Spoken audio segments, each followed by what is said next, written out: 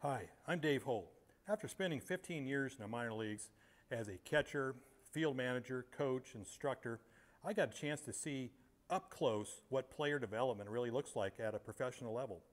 That's what my channel is all about. I'm pivoting to youth baseball, and my channel is all about showing youth baseball coaches and parents how to develop baseball players.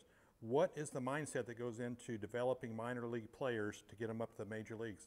And that's what we look at as our youth baseball system gets players up to the local high school system. So that's what we're going to try to do, is give our youth baseball coaches and parents some tools on how to best develop ball players so they can still be playing by the time they get to high school. So please come and join me, and hopefully you subscribe, check out some of these videos, and get your name on the list. There's going to be weekly editions that come out with new topics. So please join me, and I'd love to have you with us. Thank you for your service to baseball, and God bless, and hopefully we can join each other down the road here and have a good time. Thanks a lot, and bye-bye.